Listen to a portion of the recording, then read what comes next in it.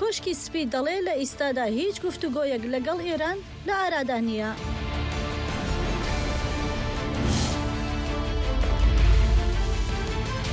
ئالیکاری وەزیری جەنگی ئەمریکا ئەلبرێژ کۆلبی دەبێژە ئەوروپا دەهەلگرتنا بەرپرسیاریە پاراستنا خۆدا پێشکەتنێک چێکریە لێ دەوێ بێهتر وەرەکردن.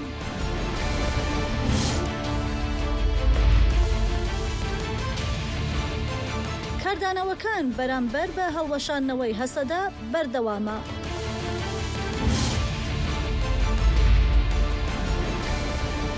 او د انجام آلوزین لدور تنگاوا هرمزدا عراق لرین آلترناتیوین هنردا کرنا پترول دیگره.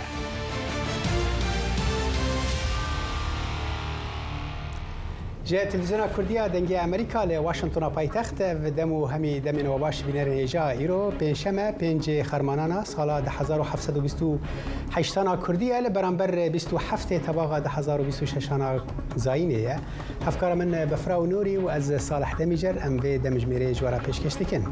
بله عزیزان لم برنامه دا لگل ایوا پیدا چونوا با گرینگترین حوالو پیشات سیاسیکانی امریکا و ناوچەکە و جیهانیش دادەکەین لەگەڵمان بمێننەوە.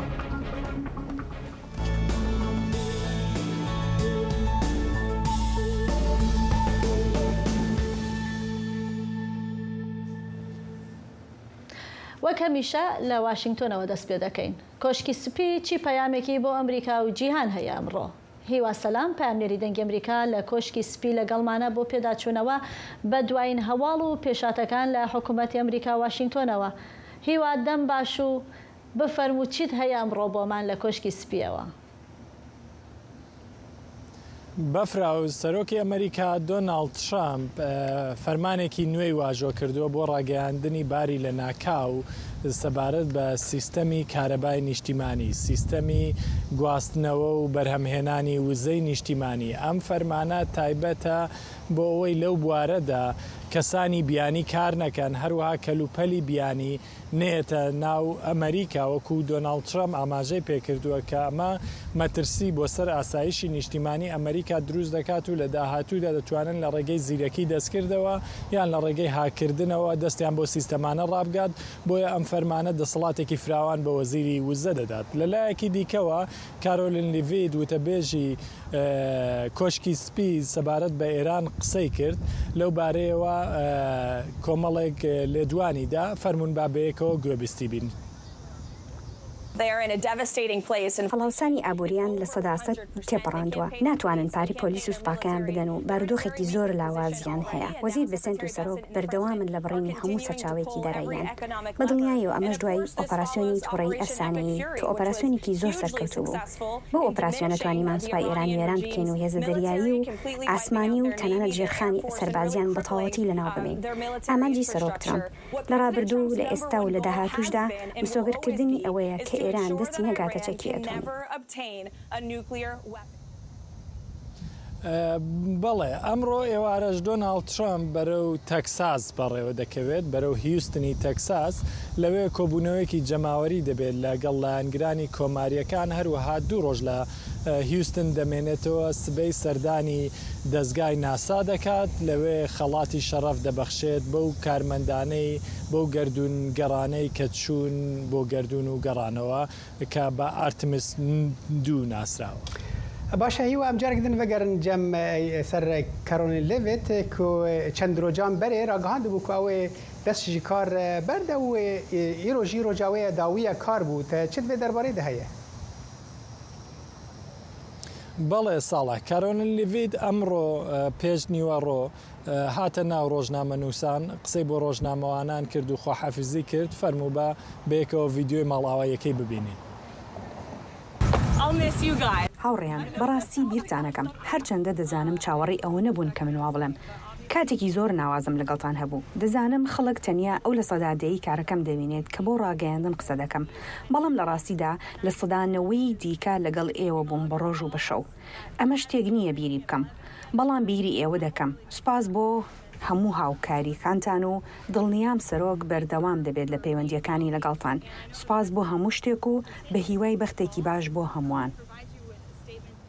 بەڵێ ئیدی وا دیارە کارۆلین لیڤید نابینین لە کۆشکی سپی وەکو گوتە بێش بە کاروباری ماڵەوە و خێزانەکەی سەرقاڵ دەبێت بە گوێرەی ئەو زانیارانەی ئێمە هەمانە.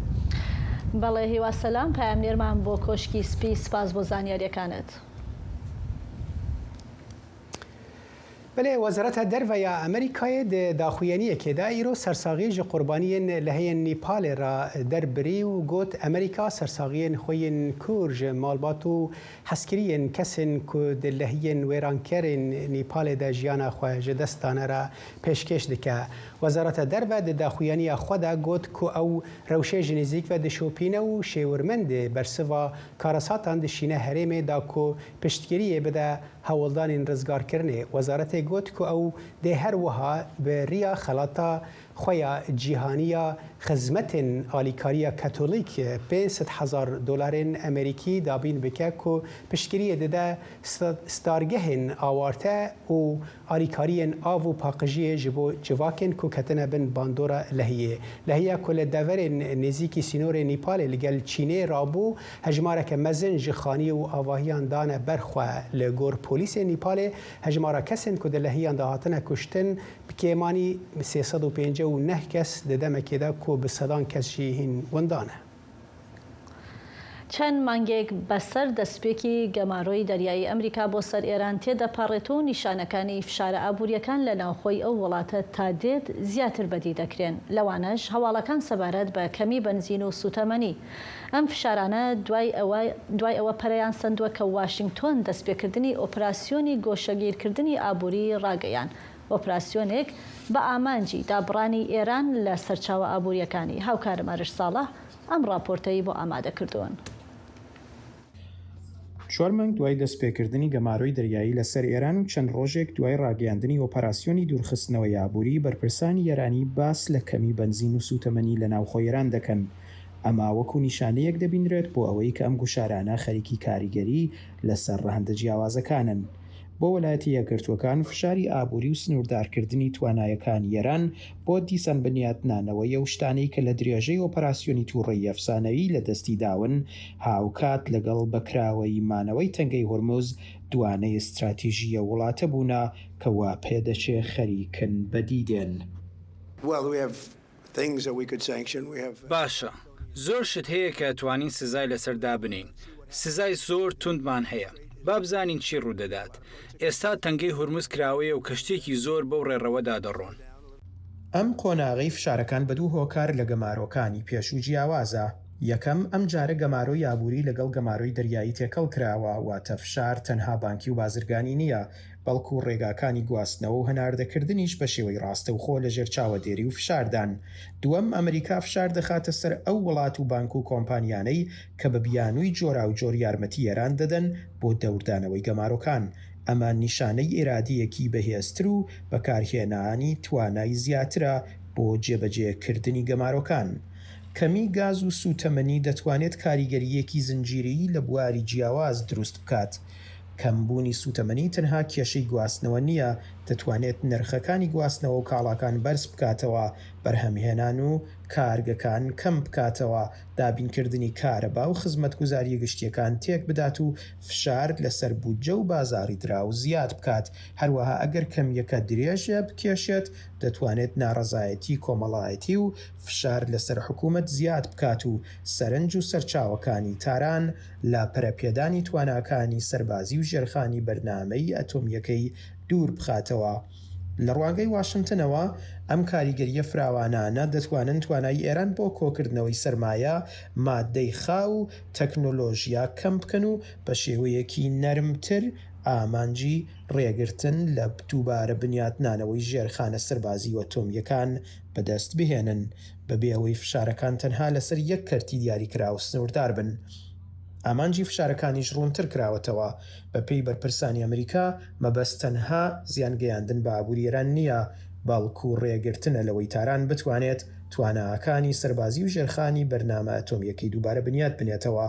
کۆی ئەم هۆکارانە گەماڕۆی دەریایی، فشار لەسەر لایەنە سیاسیەمەکان، ئیرادە و توانایی زیاتر بۆ جێبەجێکردن کاریگەریە زنجیرەیەکان، کەمی گاز و سوتەمەنی، ئامانجی ڕوونتر، دەتوانێت ئەم قۆناغی گەمارۆکان لە پێشوو کاریگەرتر بکات و بەهای ئابووری و استراتیژی بۆ تاران بەرزتر بکاتەوە. هەر لە دەربارەی ئێرانê سەرۆکوەزیرê Qeterê Şêx Mihemed bin Abdurrahman Al Sanî îro pêşemê serdana Tehranê kir ji bo vejandina dîplomasiyê piştîgirjiyên di encama zêdekirina çêzayên aboriyên Amerîka li dijî Îranê de. Qeter cîrana kendavê ya Îranê û hevalbenda Amerîkayê wekû nevênkareke fermî nefermî di navbera aliyên şer de tev digere wê di navbeynkariya Agerbesta Hezîranê de ku demeke Kurd di şer rawestan roleke rasterast lîst legor kanala Telegramê ya Wezareta Derve ya Îranê Serokvezîrê Qeterî ku Wezîrê Derveyê jî به وزیر دروی ایرانی عباس عرق جیرا جویا سردان ده دمکه داته کو شر نزیکی مها ششان ده به گرانی شر راوستیه لی پیشکتنه که دیپلماتیک هین خویاناکه.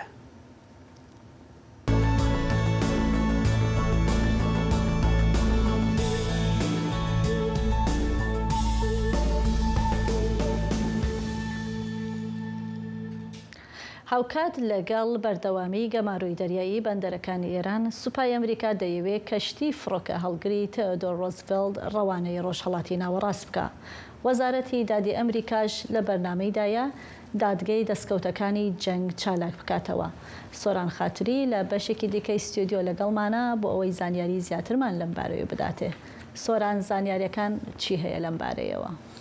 بەفرا و فەرماندەیی ناوەندی سوپای ئەمریکا لە ڕۆژهەڵاتی ناوەڕاست سنتکام پێنجشەمبە نوێترین داتای گەمارۆی دەریایی بەندەرەکانی ئێرانی بەڵاو کردەوە. سنتکام دەڵێت لە 14 جوولایەوە کە خولی دووەمی ئەم گەمارۆ دەستی پێکردووە ڕێڕەوی 175 کەشتی گۆڕیوە و ڕێگەی نەداوە ئەم کەشتیانە بەرەو بەندەرەکانی ئێران بڕۆن یاخود لەو بەندەرانە بێنە دەرەوە. سێ کەشتیش کە گوێڕایەڵی فەرمانی هێزەکانی ئەمریکا بۆ وەستان یا گۆڕینی ڕێڕەونەبوون و ویسویانە ئەم گەمارۆیە بشکێنن لەلایەن هێزەکانی ئەمریکاوە کراونەتە ئامانج و لە کار خراون. هاوکات لەگەڵ بەردەوامی ئەم گەمارۆ دەریایە سوپای ئەمریکا دەهەوێت کەشتی فڕۆکەهەڵگری تێودۆر ڕوزڤێلت ڕەوانەی ناوچەکە بکات. بەپێی راپۆرتە بەڵاوکراوەکان ئەرکی ئەم کەشتیە 7 مانگ دەبێت و ئەگەری هەیە مانگی دیکەش درێژ بکرێتەوە ببێ بە 8 مانگ. کەشتی فڕۆکەهەڵگری تێودۆر ڕوزڤێلت بڕیارە شوێنی کەشتی فڕۆکەهەڵگری جۆرج واشنگتن بگرێتەوە کە هەفتەی پێشوو لە شوێنی کەشتیکی دیکەی ئەمریکا کەشتی فڕۆکەهەڵگری ئابراهام لینکۆن لە دەریای عەرەبدا جێگیر کرا. بەپێی راپۆرتە بەڵاوکراوەکان بە دوای هێرشی تەرۆریستی 7 ئۆکتۆبری حەماس بۆ سەر ئیسرائیل و هەروەها فراوانبوونی ئاڵۆزیەکان لە ڕۆژهەڵاتی ناوەڕاست تێکڕای ئەرکی کەشتیە فڕۆکەهەڵگری هەڵگرەکانی ئەمریکا گەیشتووەتە نزیکەی 8 مانگ. بەڵام بە دوای کردەوەی سەربازی ئەمریکا دژ بە حکوومەتی ئێران ئەمریکا هەمیشە کەشتی فڕۆکەهەڵگری یەک یا دوو کەشتی فڕۆکەهەڵگری لە ئاوەکانی ناوچەکە لە ڕۆژهەڵاتی ناوەڕاست بەتایبەت لە دەریای عەرەب هێشتووەتەوە. هاوکات ئاژانسی هەواڵی بلومبەرگیش راپۆرتێکی بەڵاو کردوەتەوە ڕۆژی چوارشەمە لە زاری 3 کەسی ئاگادار لە بەرنامەکانی حکوومەتی ئەمریکاوە. لەم راپۆرتۆ هاتووە کە راپۆرتەدا هاتووە کە وەزارەتی دادی ئەمریکا خەریکە دادگایەکی دەریایی بەناو دادگای دەستکەوتەکانی جەنگ بخاتە گەڕ و دیسانەوە تاکو ڕەوتی دەست بە سەرداگرتنی کەشتیە نەوتەڵگرەکانی ئێران و هەروەها زەوتکردنیان وەکو دەستکەوتی جەنگ ئاسانتر بکاتەوە. دادگایکی لەم شێوەیە دەیان ساڵە هیچ چالاکیکی نەبووە و چالاکردنی ئەگەری هەیە ڕوبەڕووی ئاسەنگی یاسایی ببێتەوە. حکوومەتی ئەمریکا دەیەوێت ئەم دادگایە بۆ بەهێزکردنی گەمارۆی دەریایی دژی حکوومەتی ئێران و هەروەها قەرەبووکردنەوەی بەشێک لە تێکچووەکانی ڕوبەڕوونەوەی سەربازی بەکاربێنێت. پێشتر بەرپرسانی ئەمریکی ئەم بیرۆکەیان خستووە ڕووکە ئەو زەرر و زیانانەی حکوومەتی ئێران گەیاندوویەتی بە دامەزرا و کەشتیە نەوتیەکان دەکرێت لە سەرچاوەداراییەکانی ئەو سەرچاوەدارایانەیە کە هین حکوومەتی ئێران و دەستی بەسەرداگیراوە بدرێتەوە. سۆران خاتری هاوکارمان لە ستودیۆی دەنگی ئەمریکا سوپاس بۆ زانیاریەکانت. بەڕێوەبەرایەتی سەرۆک ترامپ کاتی چاوپێکەوتنی بۆ وەرگرتنی ڤیزەی کۆچبەری بۆ ئەمریکا لە باڵبەستخانە و کۆنسڵخانەکانی لە جیهان بۆ ماوەیەکی کاتی ڕاگرتووە. ئەمەش لە درێژەی سیاسەتەکانی حکوومەتی ئەمریکا لە بواری کۆچبەری بۆ سنووردارکردنی هاتنی خەڵک بۆ نێو ئەمریکا. وەزارەتی دەرەوەی ئەمریکا دەڵێ ڕاگرتنی کارەکان بۆ ئەوەیە ڕێگە بە کارمەندانی کۆنسڵخانە و سفارەتخانەکان بدرێت بەرنامێکی نوێی ڕاهێنان ئەنجام بدەن کە ئامانجێتی بە شێوەیەکی ورتر هەڵسەنگاندن بۆ داواکارانی ڤیزە بکەن و بتوانن ئاسانتر ئەو کەسانە دەستنیشان بکەن کە ڕەنگە لە داهاتوودا ببنە سەرباری وڵاتەکە و نەتوانن ژیانی خۆیان بەڕێ بکەن. هەروەها ئەسۆشیێتد پرێس بە پشتبەستن بە چەند بەڵگەنامەیەکی وەزارەتی دەرەوەی ئەمریکا بڵاوی کردوێتەوە حکوومەتی ئەمریکا بە نیازە ڤیزەی بازرگانی و گەشتیاری لانیکەم 200,000 هاوڵاتی بیانی هەڵبوەشێنێتەوە کە داوای مافی پەنابەریان لە ئەمریکا کردووە یان بەتەمان داوا بکەن. ئەگەر ئەم پلانە جێبەجێ بکرێ ئەوە گەورەترین هەڵوەشاندنەوەی ڤیزەی بە کۆمەڵ دەبێت لە مێژووی ئەمریکادا. ئەمریکا دەبێژە و ئەوروپا هەلگرتنا بەرپرسیاریە پاراستنە خۆدا پێشکەتنەکە چێکریە لێ دەوێ بهتر وەرەکردن. ئالیکاری وەزیری جەنگێ ئەمریکای ئەلبرێج کۆڵبی ئیرۆ پێنجشەمێ لە بروکسلێ ئەو ئاخافتن ji هەڤالبەندên خۆرا کرد بەری گوتۆبێژن لە دۆر کێمکردنا ممکنە لەشکرên ئەمریکا لە ئەوروپایە. کۆڵبی گوت وەرن ئەم لە هەند تشتان بنێرن gelek tiştên baş hene wekû hêsankirina gihîştinê bicîkirin û firîna ser erdê لە هەند تشی هەنە کو دەوێ ئەم لەسەر بخەبتن دا کۆ دە سەبەرۆجێدا واتەدار بن. کۆڵبی لە بارەگەها ناتۆیە گوت کو ئەو بە ڕحێ شێوەرمەندیە هاتیە و ئەوروپا دێ بمینە بەرژەوەندیە گرینگە ئەمریکایە.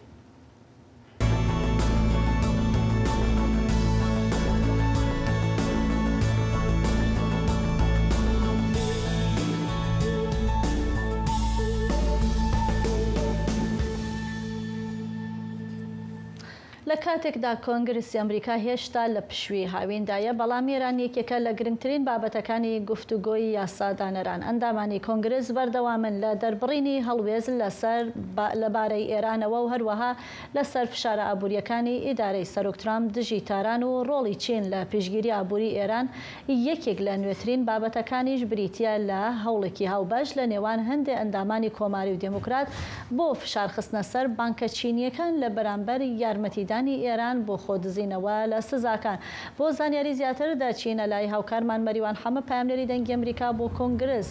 مەریوان ئەندامانی کۆنگرس هەڵوێستیان چییە و داوای چی دەکەن سەبارەت بە هاوکاری دامەزراوە دارایەکانی چین بۆ ئێران؟ بەڵێ بەفرا ئەمە ئێستایەکێکە لە گرنگترین باسەکانی دەربارەی سیاسەتی دەرەوە لێرە لە واشنگتن لەلایەن ئەندامانی کۆنگرێسەوە پاش ئەوەی ئیدارەی سەرۆک ترامپ ئۆپراسیۆنی گۆشەگیرکردنی ئابووری دژی ئێران دەست پێ کرد. ئێستا هەندێک لە ئەندامانی کۆنگرێس دەیانەوێت سەرنجیش بخێتە سەر ئەو دامەزراوە دارایانە بە تایبەتی بانکەکان کە لە دەرەوەی ئێران و یارمەتی ئێران دەدەن. بە پێی راپۆرتێکی میدیایی پۆلۆتیکۆ کە یەکێکە لە ڕاگەیاندە گرنگەکان لێرە ئەندامانی هەردوو پارتەکە داوایان لە وەزارەتی خەزیانەی ئەمریکا کردووە سزای ئەو بانک و دامەزراوە دارایە چینیانە بدات یا لە بەرچاو بگرێت کە گوایە بەشدارن لە بازرگاریکردن بە نەوتی ئێران یان دابینکردنی داهات بۆ تاران. لە نێو ئەو دەنگانەدا دارین لاهود نوێنەری لە پارتی کۆماریە و نوێنەری ویلایەتی ئەلینۆیە و ئەو ئەندامی لیژنەی کۆنگرێسە بۆ کاروباری چین دەڵێت هەر وڵاتێک کە یارمەتی ئابووری ئێران بدات دەبێت بە پرسیارەتی هەڵبگرێت. ئەمە تەنها بۆ چوونی کۆماریەکان نییە، لە ڕاستیدا یەکێک لە ئەندامەکانی پارتی دیموکراتی ئەمریکا جۆن ئۆلۆوسکی ئەویش نوێنەری ویلایەتی مێریلاندە و ئەندامی لیژنەی ئاسیای ڕۆژهەڵات و ئۆقیانوسی ئارامە دەڵێت هەر بانکێک یارمەتی فرۆشتنی نەوتی ئێران بدات پێویستە لێپرسینەوەی لێ بکرێت. ئەم لێدوانانە دوایەوە دێت کە سکۆت بێسینەت وەزیری خەزینەی ئەمریکا ڕایگەیان کە ئیدارەی سەرۆک ترامپ فشاری ئابووری تونتر دەکات دژی ئێران و ڕەنگە سزای ئەو دامەزراوانە بدات کە یارمەتی بە تایبەتی لە سزای سانەوی ناوێرن سزای ئەو دامەزراوانە بدات کە یارمەتی ئێران دەدەن لە خۆدزینەوە لە گاماڕۆکان. بەڵام هەتا ئێستا هیچ بانکێکی چینی ناوی لە لیستی سزاکاندا نەهاتووە. ئەم باسە زۆر گرنگە چونکە چین گەورەترین هاوبەشی بازرگانی ئێرانە و هەر هەنگاوێک دژی بانکە گەورەکانی چین ڕەنگە کاریگەری لەسەر بازاڕەکانی جیهان هەبێت. باڵێ باشە مەریوان ینی تەویل هەفکردنەکە لەسەر جەزایان ئەم دەزانن کۆنگرێسا ئەمریکی هەند مژاراندا نە خودی هەلوەستەکە یەکگرتیە ئەندامین کۆنگرێ لەسەر مژارین تێکلداری ئێرانێ چ دەبێژن لێ دەربارەی بەڵێ بەگشتی جیاوازەکان لەسەر استراتیژ و شێوازی ڕوبەڕووبوونەوەی ئێرانە ژمارەیەکی زۆر لە ئەندامانی پارتی کۆماری پشگیری تەواو لە استراتیژی ئیدارەی سەرۆک ترامپ دەکەن لەوانە سیناتۆر تۆم کۆتن کە سیناتۆرێکی سەرۆکی لیژنەی هەواڵگری ئەنجومەنی سیناتۆرێکێکە لە سیناتۆرە گرنگەکان دەڵێت گەمارە و فشارە بەڵێ دەڵێت گەمارە و فشارەکانی ئیدارەی ترامپ ئابووری ئێرانیان لاواز کردووە بە باوەڕی ئەو ڕژێمی ئێران لە دۆخێکی قورس و دژواردایە. سیناتۆرێکی تر ریک سکۆت کە نوێنەری ویلایەتی فلۆریدایە دەڵێت فشارەکانی سەرۆک ترامپ ئەو هەنگاوانەی و ئەو هەنگاوانەی ئەو گرتوونیەتە بەر یارمەتی ئازادی هاتوچۆی لە دەرگای هورمزداوە و ڕێگەش دەگرێت لەوەی ئێران بێتە خاوەنی چەکی ئەتۆمی لە بەرامبەردا دیموکراتەکان زیاتر سەرنجیان لەسەر کاریگەری ئابوووریەکانە. چەک شومەر کە ڕێبەری دیموکراتەکانە لە ئەنجومەنی سینات و یەکێکە لە بەرزترین یا بەهێزترین کەسایەتیەکانی پارتەکە ڕخنەی لە ئیدارەی سەرۆک ترامپ دەگرێت و دەڵێن ململانەکە بۆتە هۆی بەرزبوونەوەی نرخی تشتومەک و بە وتەی ئەو دیاریش نییە کە ململانەکە کەی کۆتایی دێت. ئەم بۆ چوونەی ئەو ڕنگدانەوەی بۆ چوونی زۆربەی دیموکراتەکانە کە پرسیاریان لەسەر استراتیژی ڕوبەڕووبوونەوە و ڕێگرتنە لەسەر ئێران. بەگشتی ئەگەرچی لە زۆر بواردا کۆنگرێز هاوڕایەکی زۆر هەیە لە نێوان ئەندامانی کۆنگرێز لەسەر زیادکردنی فشاری ئابووری بۆ سەر ئێران، بەڵام جیاوازیە سیاسیەکان زیاتر لەسەر چۆنێتی مامەڵەکردنە لەگەڵ ئێران و ڕێگرتنە لە بەرەو پێشچوونی بەرنامەی ئەتۆمی و سنووردارکردنی هەژمونی ئێران لە ڕۆژهەڵاتی ناوەڕاستە. بەڵێ مەریوان حەمە پەیامنێری دەنگی ئەمریکا لە کۆنگرس سپاس بۆ ئەم راپۆرتە.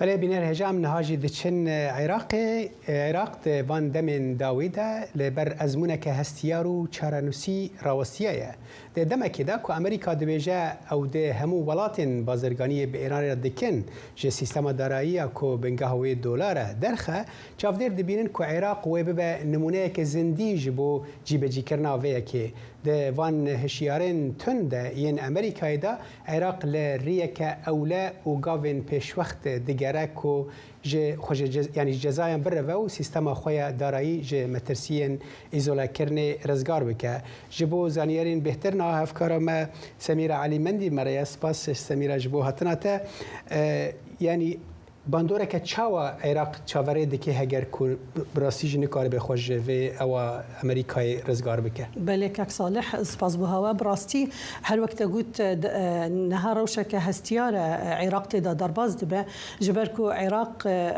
هفکاریا که مازن راگهان دما سرک وزیر عراقی هاتبو واشنطن افجا اف حوالبند امریکا حوالبند لی هر وها باندورا سزاین نو ین هری تند ين امريكا لدجي ايران في جاري باندورك مزن لسر عراقي لسر ابوريا عراقي هروها لسر جيانا عراقيان جيوي هبه هرج هناردنا هرج كارينا غازي ياكو عراقي قالك بي سي بي كارينا غازي جي ايران حتى هناردا كرينا بترول بريا كندافا هرمزي شيورمندي سرك وزير عراق دكتور بظهر محمد صالح جي راديو جي دنجي امريكا راجود كو هناردنا بترول عراقي هشتش صادق بترش هشتش صادق راوستيا جبر شر تنگاوا هرمزي ديسان ام دشين بحث بازرگانيه بكندنا بين هر دو ولاتان دا بازرگانيه كمزن برفرها عراق نتن غازي والكتريك جي ايران دكره بلكو همو جورن كلوبلن نافمال خواردنه جباجان صوره بيوازا بقرا حتى امور النافمال المطبخي ذكره افجا لي باندورا هري مازن وصا دبين نشاف ديرجي يا هري مازن ويد سكتورا انرجيه دابه جبركو عراق روجانه 20 مليون متر سيجا يغازي جي ايران دكريت ببهاي 4 حتى 5 مليار دولار سالانه افيك حتى نها حتى رجا ايرو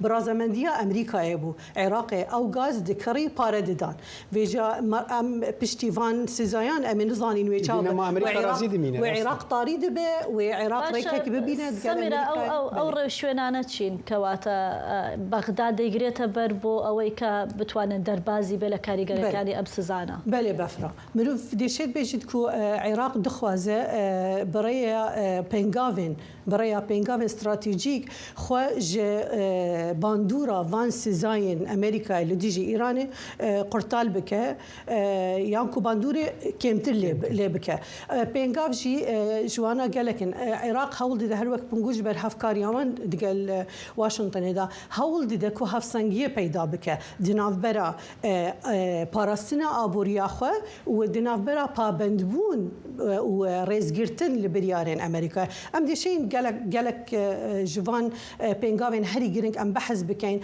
Iraqê sîstemek tund û yekûr danaye ji bo kontrolkirina hereketa dolarî di nav bankê da di sîstema hinardin ve guhestina pereyan di kontrolkirina her wiha banka navendiya Iraqê jî birêya sizakirina wan bankên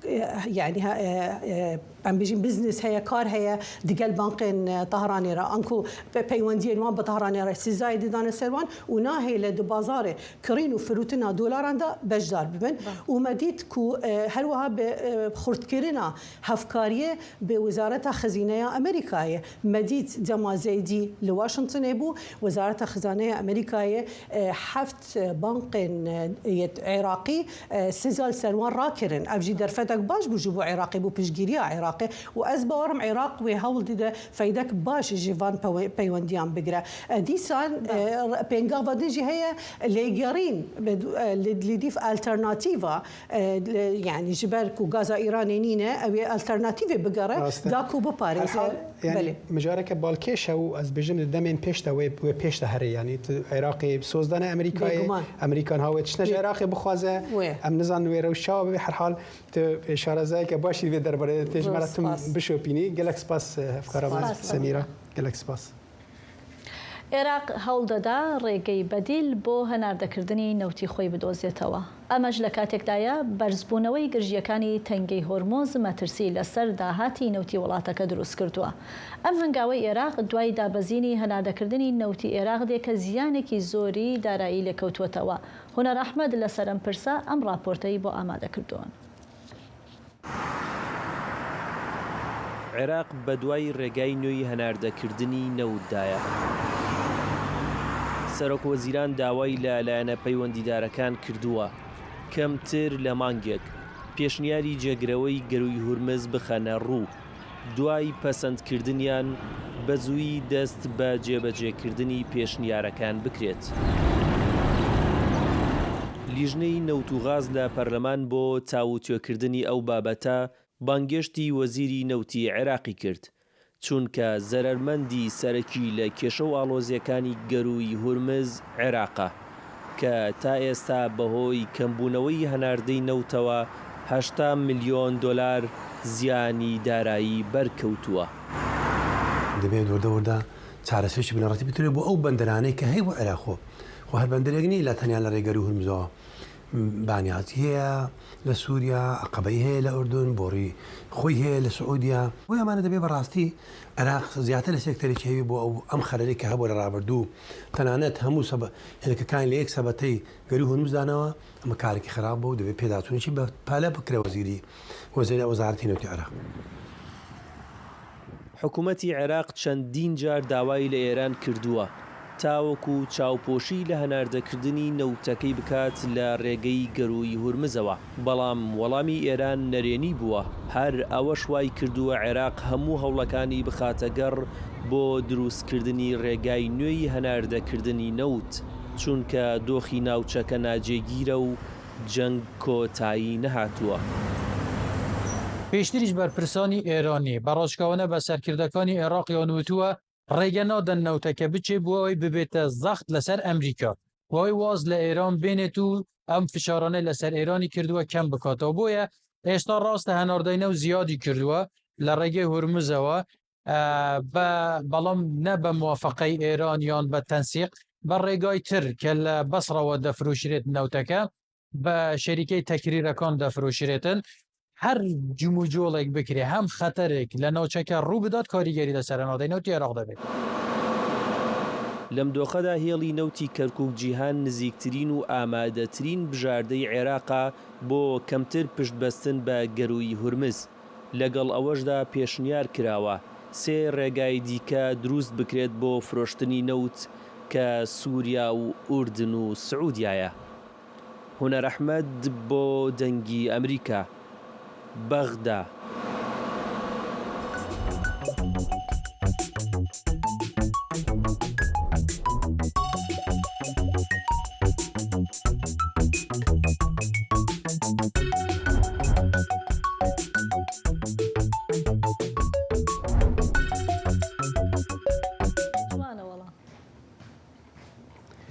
بله بینر هنجام نهاجی دچن با کروجلاتی سوریه و به تایبتی قامشلویه یکینه این پاراستنا جنیه پجه ده چارچوبه پروسه انتگراسیون داو جبو چرانوسا یه پجه به وزارت نفخوی حکومت دمکی را جویا و ده داخویانیه که دا ایرو تکزیل سر اگر انتگراسیونه وکو هزک تایبت و ریخستی دناوا وزارت نفخوی دا کر جبو آگاهین بهترنها پامنیر ما لقامشلو ایوان حسیب به مرایه دم باش ایوان یه پجه دوی قناغی دا بهتر چه دخوازه؟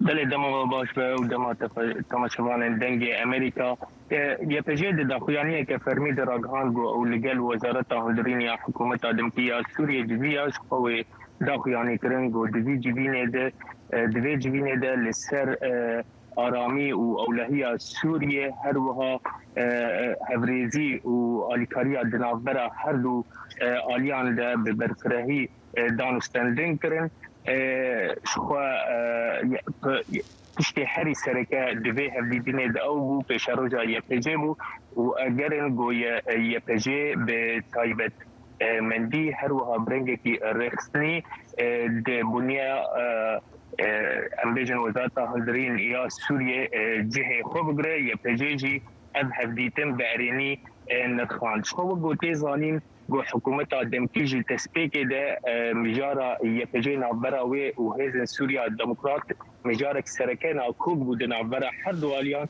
گو حکومت دمکی هر دم تکز بکر گو او رینادی یا پجی گو تبلی آتشا سوریه ببیز برگو او دبینه گو آتشا سوریه حوجداری وی به هبونا جنان دناف رفتن وی ده تنه تنه دناف هیزن اولهیه هندرین ده او دکارن جهه خوب بگرن دا خویانیا یه پیجی وی که تکز بکر گو او ده پیشاروجه ده دناف وزارت هندرین ده جهه خوب بگره لگوری چاو کانیک دناف نزیکی حسدی جمر دا خویانی کرن گو تی پیش بینی کرن گو 1500 الدامن یه پیجی لپارزگاه حسکه و کوبانه دوی تبلی وزارت هندرین یا سوریه ببن. باشە ئیڤان حکوومەتی کاتی دەمیشق دەیەوێت چۆن یەپەژە با بڵێن تێکەڵی ئەو پێکاتەیە بکە بە چی شێوەیە؟ بەڵێ شخوا حکوومەت یعنی دوچارچۆڤەیە ڕێکردنا وێ بە هەسەدێرە ئەوەی تەکەزیل سەرڤەیەکی کردبوو گۆ ئەو ريناده جو امبيجن هسديجي ويانجي يفجيجي ويانجي تشهزك اولهي جو بتايبت مندي امبيجن تايبت منديك وبنافكي تايبت تبلي هزن وي ببلي او هردم السرفي كي تكزك جو اندام فان هيزان او برنجكي تكانه يعني تبلي امبيجن دزجهن اولهي وين لشكريا حكومه ادمكي ببن باشه ایوان افروجا سیما کو بحثا رادسکرنا پوسته که با مظلوم عبدی به اوجی راوشکار سروکاتیا سوریه یا لحتى هاتشت مرسوم سروکاتی به فرمی در نکتنه صدما وی که چیه چه آگاهی الجمتهنه برش خبری یک دم جمیران تنه ما افرسایا جبر پرسکی حکومت آدمکیه سوریه کر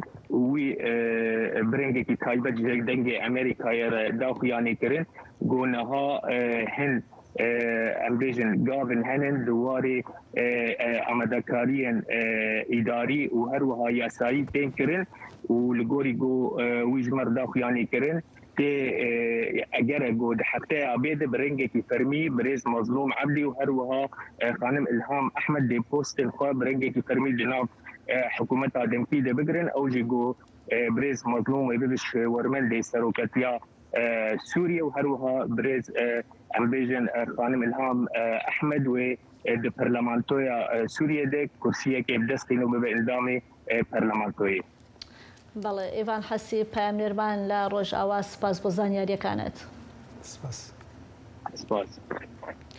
حکوومەتی تورکیا و هەندێک لایەنی ئۆپۆزیسیۆنی و حکوومەتە پێشوازیان لە هەڵوەشاندنەوەی هێزەکانی سووریایی دموکرات کردووە. هاکان فیدان وەزیری دەرەوەی تورکیا دەڵێ ئەنکەرە دەبێت دڵنیا بێت لەوەی بڕیارەکە بەکردەوە و لەسەر ئەرزی واقع بە تەواوی جێبەجێ دەکرێت. هاوکات چەند لایەنێکی ئۆپۆزیسیۆن لە تورکیا جەق لەسەر پێویستی دەستورێکی هەمەلایەنە لە سووریا و هەڵبژاردننی دموکراتیانە دەکەنەوە. ئەم پێشاتانە دەتوانێت کاریگەریەکی بەرچاوی هەبێت لەسەر ئایندەی مافە سیاسیەکانی کورد و هەروەها ڕۆڵی تورکیا و ئەمریکا لە سووریا و کارە ئۆزلەم یاستاک لەگەڵمانە بۆ ئەوەی وردەکاری زیاترمان لەم بارەیە بداتێ. ئۆزلەم زانیاری سەبارەت بە کاردانەوەی ئەکپارتی و حکوومەتی تورکیا چی هەیە زیاتر بۆمان باس؟ بەڕاستی بێفرا ئەم دەکارم بێژن کو داخوایانیین کاربدەستێن حکوومەتێ بگشتی ئێرێنینە لێ ji daxuyaniyan xweya dike ku Ankara hên jî hinek pîvandar nêzî vê mijarê dibe. Wezîrê dervê yê حکومتی Hakan Fidan got ku gaval mera li ser nivîsê dibîne ev gavek pir ereniye lê divê li ser erdê were piştrast kirin ku hesede xwe bêçekkiriye û hilweşandiye. Her wiha Wezîr Fidan du xalên din balkişan ser got ku ger ev hilweşîna li ser erdê jî pêk were ew ê hem nasnameya Kurdan hem jî yektiya axa Sûriyê were parastin. Her wiha em dikarin bêjin ku befra îro Wezareta Bêrîvaniya Tirkiye jî daxuyaniyek da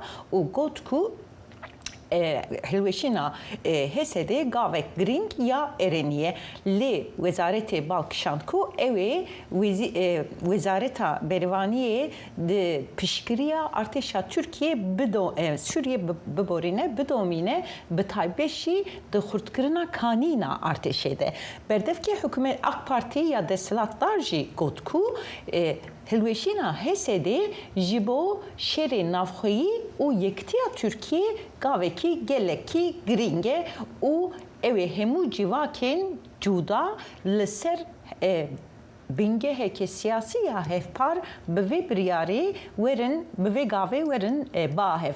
Her wiha em dikarin bêjin ku Serok Erdogan heta niha bi fermî behsa navê Hesedê nekiriye lê piştî ragandina biryara Hesedê ew li Wanê bû û li wir daxuyan li Mûşê bû biborîne li wir daxuyaniyekî dabû û gotibû ku li Herêma me dîrok ji nû ve tên nivîsandin û Tirkiye di vê rêkê de pêşengiyê dike û ti kes nikare me ji vê rêkê ve biguherîne.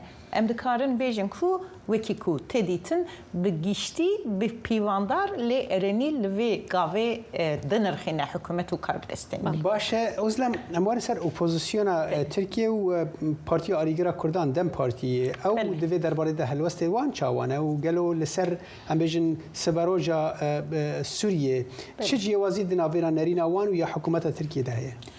Bi rastî Salih em dikarin bêjin ku gava hem daxuyaniyên hikûmetê û hem jî opozisyonê û Dem Partiyê dibêjinin bi giştî ereniye lê cudahiya giring ya di navbera opozisyon û hikûmetê de tevî axa Sûriye yektiya axa Sûriye bi dawîbûna şerê navxweyî hem opozisyona Tirkiye û hem jî Dem Partî balê dikişînin ser zagonek nû ya demokratîk û layîk û hem jî mafên civakên din bi taybetên Kurdan lê yên wek Ereb, Ezidî, Elewî û civakên din. Berdevkê alîkarê Partiya Nû ya koma parlamenterî daxuyaniyek da û got ku ev gava Hesedê ya Şamê ji bo bi dawîkirina şerê navxweyî ya Sûriyê hêviyek e و لێ دوێ حکومeta demkiya Sûriyê demo dest bi amadekariyan zagonek nû bike û pişrast bike ku hilbijartinên serbixwe û azad di demeke herî nêz de ew ê werin darxistin. Her wiha Tuncer Bakirhan jî got ku gav wek erenî nirxand û pênase kir û got ku divê Kurd tenê ne li heremên Kurdan lê li tevahiya Sûriyê xwedî rolek bin û dibe ev gava li ber maf û zimanên Kurdî yên qanûnî li Sûriyê rêvê bike Salih. Berê Özlem gelek spas ji bo vanagehî gelek spas. هەڵوەشانەوەی هێزەکانی سووریای دموکرات مشتومڕێکی زۆری لە هەرێمی کوردستان بە دوای خۆی داهێناوە لە کاتێکدا هەندێک ئەمە بە شێوازێک بۆ خۆگونجاندن لەگەڵ واقع سیاسیەکان دەبینن هەندێکی دیکەش پیان وایە ئەم بڕیارە ناتوانێت داواکاریەکانی خەڵکی ڕۆژاوا بەدی بهێنێ. سنوور کەریم ئەم دوو ڕوانینە جیاوازەی لەم ڕاپۆرتۆدا بۆ خستوونەتە ڕوو. دوای نزیکەی 10 ساڵ لە دروستبوونی دوجار مەزلوم عەبدی فەرماندەی هێزەکانی سووریای دیموکرات کۆتایی بەرکی هێزەکەی لە ڕۆژاوای کوردستان هێنا و تێکەڵبوونی بە هێزەکانی سووریا ڕاگەیاند. ئەم بڕیارە تەنها کاردانەوەی ناوخۆیی لێ نەکەوتەوە بەڵکو لە سەراستی هەرێمی کوردستان زۆرترین مشتومڕی بە دوای خۆی داهێنا هەرچی چینی ڕۆشنبیرانە دابەش بوون بەسەر دوو بەرەدا بەشێکیان بە زەرورەت و خۆگونجاندن لەگەڵ واقعی نێودەوڵەتی و ناوچەی و سیاسی ناوی دەبن. بەڕای من زیرەکانە سەرکردایەتی حەسەدا و مەزلوم عەبدی و هاوڕێکانی و پەیەدە زیرەکانە بارودۆخەکەیان هەڵسەنگان دوای شەڕەکانی حەڵەب و شێخ مەقسوود و بێگومان بە ڕاوێژ بە کەسانی تریش لە هەم لە کورد لە باشوور هەم لە باکوور و هەم لە دنیای دەرەوە دۆستەکانیان کە ئەم بارودۆخە لە بەرژەوەندی ئەوان نابێ بەردەوام بوون بە گژی و ئاڵۆزی لە گاڵدی مشقا. بەڵام لەلایەکی تر کەم نەبوونەوانەی ڕخنیان لە بڕیارەکە گرت جگەلەوەی بە بڕیاری ناچاری ناوی دەبن دڵێن لانی کەم دەبێت چوارچێوەیەکی یاسایی و دەستوری هەبێت. چارە سەرکردنی کێشەی کورد بە یاسا و بە مەرسومی جمهوری و کۆماری نابێ بۆ لەبەرەوەی ئەمڕۆ ئەحمەد شەرع مەرسومێ دەرەکە سبینێ ئەتوانێ مەرسومێکی کە دەرکە شەقێک لە هەموو ئەو ڕێکەوتانە بدا کە لەگەڵ هەسەدە کردوێتی بۆیە دەبێ ئەم پرسانە لە چوارچێوەی دەستورا چارەسەر بکرێ هەتا دەستورێکی ڕاستەقینە ناسنامەی سووریا نەکا بە ناسنامەیەکی نوێ ئەو دەستورە کۆنەی کە لەسەر نکۆڵیکردنی کورد و کە سووریا بە وڵاتی عەرەبی ناوەبا کۆتایی پێنێ بێگومان ئێمە دەبێت متمانەی تەواوەتی بە و دەسەڵاتی ئێستا نەکەین و هەروەها هیوایەکی زۆریش بەو ڕێکەوتنە هەڵ نەچینین. ئەم دوو ئاڕاستەیە تەنها چینی سیاسی و ڕۆشنبیرانی پارچە نەکرد بەڵکو لە ناو هاوڵاتیان و ڕای شەقامیش نیگەرانی و ناڕوونی لەبارەی دۆزی کورد لە ڕۆژاوا هەیە و دڵێن کورد قوربانی زۆری داوە تا بتوانێت سربەخۆی خۆی لە ڕۆژاوا مسۆگەر بکات. من پێم باش بوو ئەنی کورد بە ئەوەکەی خۆی خۆسەری هەر بمێنێتەوە ئێستا مەچدەنا مەزلوم عەبدی لەگەڵ ئیلهام ئەحمەدی سەرکردەیەکی باش و قارەمان بەس پێم وایە ئەم بڕیارەیان زۆر لە ناچاری داوە. باوی شەڕی چەکداری نەماوە بەڕاستی یعنی ئەم سەردەمە سەردەمی شەڕی چەکداری نییە شەڕی دیپلۆماسیە من پێم وایە شوێنی چارەسەرکردنی کێشەی کورد لە ڕۆژاوای کوردستان دمشقە نە تارانە نە ئەنقەرەیە نە واشنتۆنە. بەرپرسانی ڕۆژاوا بڕیارەکە بە خۆگونجاندن لەگەڵ هەلومەرجی سیاسی و نێودەوڵەتی و ناوخۆیی ناو دەبن ئەمە لە کاتێکدایە بەشێک لە کۆمەڵگەی نێودەوڵەتیش پێشوازی لە پرۆسەی تێکەڵبوونەکە دەکەن. سنوور کەریم دەنگی ئەمریکا سلێمانی.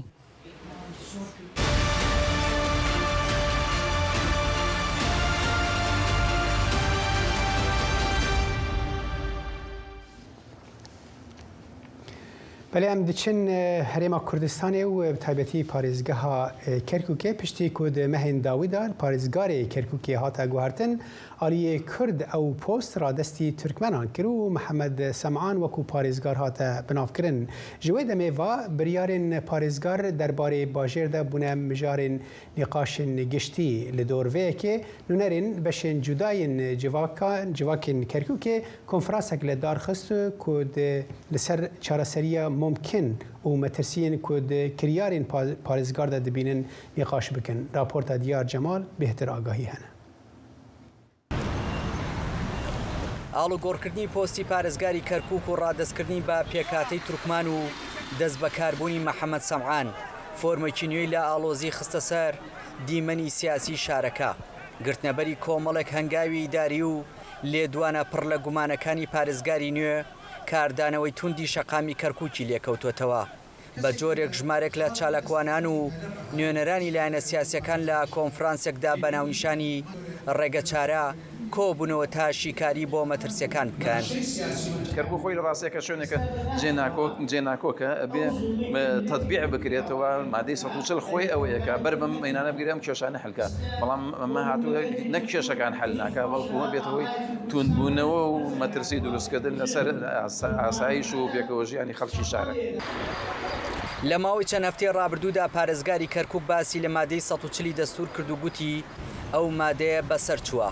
ئیدی شەقامی کەرکووک نیگەرانیان دەربڕی و باسییان لەوە کرد پارێزگار نوێنەرایەتی نەتەوە جیاوازەکان ناکات. نوێنەرانی لایەنە سیاسیەکانیش دەڵێن هەر هەنگاوێکە بە زیانی مافی پێکاتەکانی تر بێت دەرەنجامی نەرێنی دەبێت و گرژەکان قوڵتر دەکەنەوە. ئێمە مێ دەکەین لە داهاتوو پۆستەکانی پارێزگای کەرکووک لە ڕێگای هەڵبژاردنەوە و بە تێگەیشتنەوە جێبەجێ بکرێ و هیچ کەسێکیش ئەو مافەی نەبێ بە لێدوان و بە دەستێوەردانی ئەملا ئەولا باری کۆمەڵایەتی کەرکووک بشێوێنێت. لە کۆنفرانسی ڕێگە چارە جەختلەوە کرایەوە کە کەرکووک تەنها لە ڕێگەی دیالۆگ و هەڵبژاردن و گەیشتن بە لێک تێگەیشتنی هاوبەش ئارامی بەخۆی دەبینێت نەک بە بڕیاری تاکلایەنانە و داوای ڕاگررتنی هەنگاوەکانی پارێزگاریان کرد. ئەمە سەرەتایەکی خراپە چونکە کاتێک کە باسی دەوڵەتی تورکەکەین باسی مؤسسەیەکی زۆر خەتەرەکەین لەسەر قەزەی کوردی بە بەردەوامی کارەکان ئەوی بچووکردنەوەی قەزەی کوردی بۆیە کاتێ ئەم حافزە دانرێ کاتێ بە ڕاشکاوی کارەکە لەسەوەی مادەی 140 کۆتایی پێهاتەوە وەزرایی خۆیانەوەیان ئەممان پێڵێ کە پرۆسەی قەزەی کوردی لەدەست کورد بەرگرنەوە. بەمبەستی گەیاندنی ئەو ناڕەزایەتی کە هەیە پەیوەندیمان کرد بە پارێزگاری کەرکووکەوە بەڵام تا ئامادەکردنی ئەم راپۆرتە پەیوەندیەکە بەردەست نەبوو. بە خوێندنەوەی بەشداربووانی کۆنفرانسەکە دوا ڕۆژی کەرکووک و سەقامگیری کۆمەڵایەتیەکەی لەسەر بەڵێن و دروشمی بێکردار ناوەستێت بەڵکو بەسراوەتەوە بە ڕێزگرتن لە ئیرادەی تەواوی پێکاتەکان و جێبجێکردنی دەستور. داواکاری شەقام و کەسایەتی دڵسۆزەکانی شارەکەش ئەوەیە دوورخستنەوەی کەرکووکە لە ململانی بەرژەوندی خوازانە و زامنکردنی پێکەوە ژیانێکی ئاشتیانە. دیار جەمال دەنگی ئەمریکا کەرکووک. کڵێسای مارەلیاز لە شاری کوردنشینی ئاموودا لە ڕۆژاوا یەکێکە لەو دوا شوێنەوارانەی کە بوونی ژمارەیەکی زۆر لە مەسیحیەکان لەو شارەدا بە بیرمان دەهێنێتەوە. کڵێساکە ساڵی 1927 دروست کراوە و سەردەمانەیەک شوێنی پەرستن و نیزا و عیبادەتی هەزاران خێزانی مەسیحی بووە. ئەمەش لە کاتێکدایە ئەمڕۆ تەنها نزیکەی 5 بنەماڵی مەسیحی لەو شارەدا دەژین. ئەمجد کۆردۆ لەم راپۆرتەدا زانیاری زیاترتان بۆ دەخاتە ڕۆ. کەمیل ئێلۆ کۆشپێکهاتەیە سوریانیە و باوێ 5 زارۆکانە زیێدەتری 15 ساڵانە کۆدەرگەهێ دێرا مارەلیاس دپارێزە. کەمیل ڕۆژێ چەندین جاران لەڤەر دەسەکنە ئولچیرۆکا باژێرێ کۆبەرێ تژی ماڵباتێن سوریانی بوو ئونها تەنێ چەند ماڵبات لێمانە تەماشا دکە. ئێگۆ شترکی داکەتن گشتک ئەغلبیان داکەتن عامودێ و پشتی عامودێ ئیجا وەزعین ئێگۆ چوو دربێسێ ئێگۆ چوو حەسەکە ئێگۆ چوو قامشتو هەر یەک چوو جیکی يعني وەک تجمع عامودێ بوو تجمع وان قشتك بدون استثناء عامودي بو جميع الطوائف ايجو جميردين داكتن عامودي وعامودي جا حريك توجيكي ئاواکردنا دێرا مارەلیاس ڤەدگەرە ساڵە 1927 ددما کو گلک مالباتên Suryanî ji bajarê Mêrdînê û Keleha Mera hatibûn Amûdê. Duê demê de zêdetirî 3500 malbatên xiristiyan li Amûdê dijiyan. 4 dêr li bajar hatibûn avakirin. Lê dêra Mar İlyas kevintirîn ji wan e ku di sala 2017 de jî hatibû nûjenkirin. Di sala 1927 de bi hatina xelkê ji Mêrdînê û Keleha Mera li Amûdê mala deqorî hebûn. Nêzîkî 3500 malbatên xiristiyan li Amûdê bicî bûn. 4 dêr hatin avakirin bo mezhebên cuda. Lê dêra Mar İlyas kevintirîn e gomîrateya wan salan diparêze û heta îro jî deriyê wê maye vekirî tevî gotenê 5 malbat mane. Dîroka Amûdê ne tenê çîroka koçberiyê ye. Lêvelê wêneya biratî û birêvebirina jiyana hevbeş e. Di navbera Kurd û Xristiyana de ye. Şêneyên bajêr tekez dikin ku ev peywendiyên civakî û biratî heta îro jî bi hevgirtî mane. Ew ji wan jî teqsîr nedikir û me em ka Kurd li vê de û wek dibe em Müslüman me jî bûyî çavê tişayê me nedgola evana wek dibe Finlenê, Xristiyanin me wan em wan wek dibe kurê vî bajarî bûn. Lê vî bajarî bûn. Yani ti cudayî nav me tin nebû yanî. Tiştê gotê bîra me. Îro li bajarê Amûdê tenê 5 malbatên xiristiyan mane. 3 malbatên Suryanên Ortodoks, malbatek Katolîk û malbatek Ermenî. Tevlî kêmatiya ji mara wan dêra Mar İlyas dimîne sembola parastina nasnamê û bîranînên bajarekî ku dergehê xwe ji hemûyan re vekiribû. Emcid Kurdo, Dengê Amerîka, Amûdê.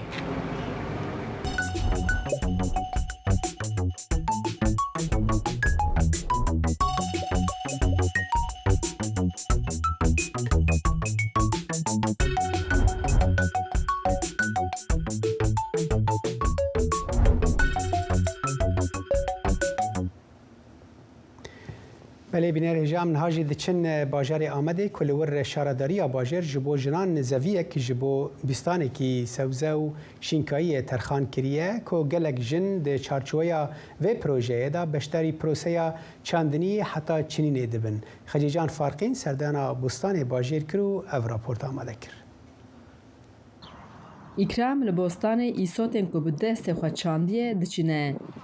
Lê ev bostan di nav bajarê Amêdê de li dor apartmanên bilind hatiye avakirin. Em heval bi hev ji me re hem wekî terapiye û hem zî dibêjî ji me re tiştek dikeve destê me zî em dibin ser sifra xwe firingî be, bîber be, balîcan be. Li Amêdê ji bo pêşxistina aboriya jinan şaredarî dest bi projeyên nû dike. Yek ji wan çandina bostana sebze û giyaya ye. Neha jinên navmalî li nav bostanan sebzeyên ku bi destê xwe danîne berev dikin û him dipijînên dikin şîv him jî tedarikiya zivistanê dikin. Bostana bajêriya jinan projeyeka şaredarî ye ku di meha Gulanê de dest pê kir û 15 jin ji her heyamê vê bostanê berpirsin. İkram dest nişan dike ku rewşa malbatiya aboriya wan ne pir baş e û bi hêviya ku feydeya wê bigîje malê xwestiye di vê projeyê de cî bigire. Çawa meriv li sabî mêze dike mezin dike exwe yanî ji meriv re degerlî tê xweş tê ji me re zî ev bostan ew hat. Pir em pêkê xweş bûn. Me her carê me digotin bexçê me wê ew mezin bûne wê ew derketine. û ena em çok şükür yanî wî tiştê me derçavix dî her tişt girtin, bîberê me girtin, firingiyê me girtin, balîcanê me girtin, em ji xwe top dikin, em paylaşmış dikin, eşit bir şekilde em paylaşmış dikin. Em dibin malê xwe, hinkî gejwana zêde tê difroşin zî mesela. Jinên vê bostanê ji tovkirinê heta şitlandinê, çandina şitlan û gihandina sebzeyan her tiştî bi destê xwe kirine. Özellikle kentimizde biliyorsunuz mevsimlik. Li bajarê me bi hezaran jinên ku karkeriya zeviyana demsalî dikin hene. Di ku mavî bostanî de ji wan hene ku zanîne wan feyde dide bostanî. Civata wan xweş e. Di nav keft û lefta jiyanê de ev bostan derûniya wan baş dike. تشتكي جداية أم شغات نبي دري بينامة درد كذا هاني شغاكو أم دارن نخوشخانة دستك دقرن أما أو دبن كيف دري وكاي نخوشخانة إجمالا جن هم سترانا دبیجن هم بینا خودتن هم جی دبر لینرتنا سبزیان دوستانی یکشی دنبال خدا آباد کن. هر روز پشتی کو سبزیان دچینن لهفدو پاری دکن کو اکرام دبیجه اف پروژه حس عدالت و وکهویه جی لپیش دخه. آمد واجره کی مزنه لی اف پروژه دبه مینا کو دما دل هبه دناوندا متروپولک دجی بوستان جی دی چاندن. خجیجان فارقین دنگ امریکا آمد.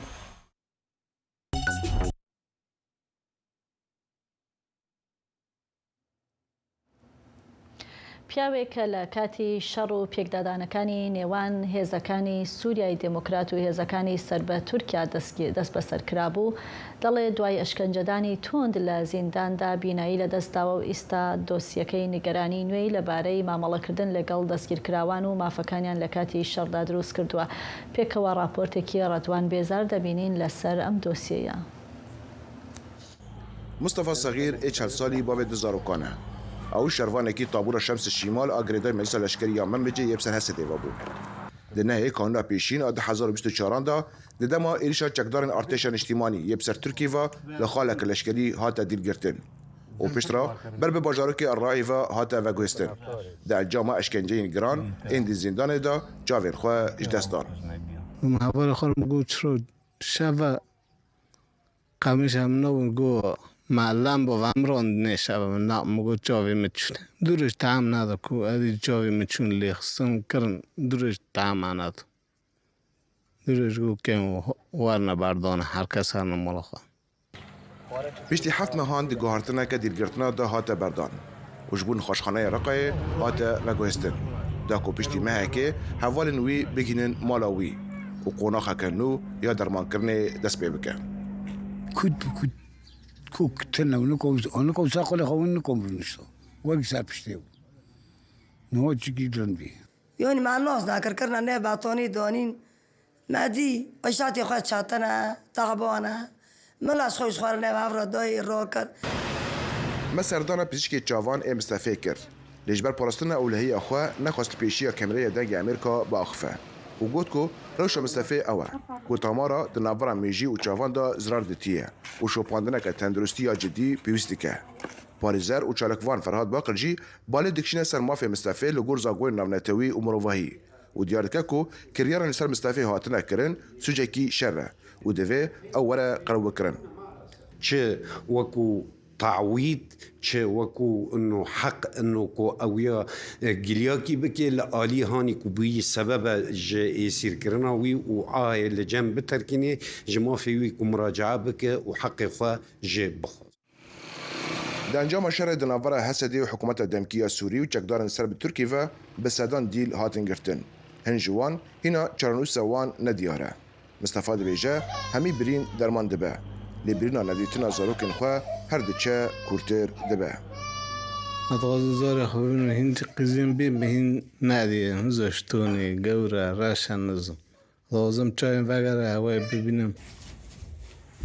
مصطفى نها به هفجین و هر دو زاروکن خورا ده اودای که تکانه لگود خواه دیبیرک لباشور کوبانی دروشه که پر دجوار دا دجی جبر کوتان نها لگوری گوتنا سازین تیکلدار دوزا بریندارن شرد نوا پیواجای انتگراسیون در نهاتی چهار سر کرن او دترسا کو پشتی بدوی بونا به پیواجای او کسن دروشه ویدانه ورن جبیر کرن رضوان بیزار دنگ امریکا کوبانی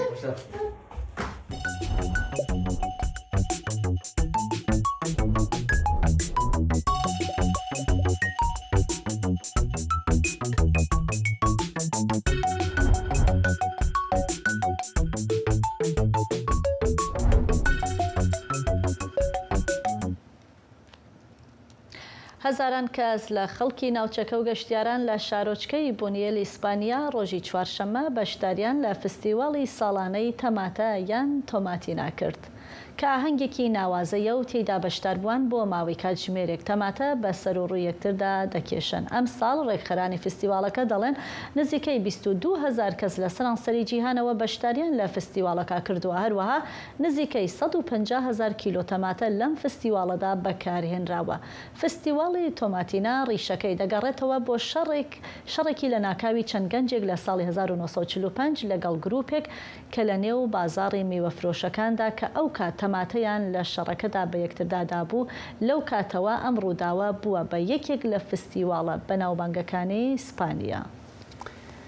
برای بەفرا براستی بالکێش بوو دیمەنین بالکێشن ئیسپانی نافدارن تشتێن وهادا دیت ئەوە وانە گایان هەیە کارنەڤاڵی سەرنجڕاکێشیان هەیە زۆر شتێ ئەوتکن دیارە ژیانی حەز دەکەن ڕاستی گەلک وڵاتێن وها هەنە دنیادا بەڕاستە بێگومان ئەنجا سەرنجڕاکێشەکە ئەوەیە وەک ئاماژەمان پێکرد ڕیشەکەی لەوەوە هاتووە ڕۆژێک فستیواڵێکی دیکە بووە یعنی با بڵێن لە ئەو ناوچەیە لەو شارە کۆمەڵێک گەنج ساڵح ویستویانە بەشداری لە فستیواڵەکەدا بکەن نەیان هێشتووە بەشدار بووە بە شەڕ و لەوێش بازاڕی میوە بۆ تەماتەیان بە یەکدا کردووە.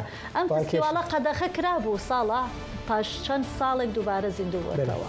بنا هێژە لەبەر ئەم دەگەن داویە بەرنامەیە ئیرۆ تاجارەکەدن ببینێن بناو خێر و خۆشیە هەر شاد بن.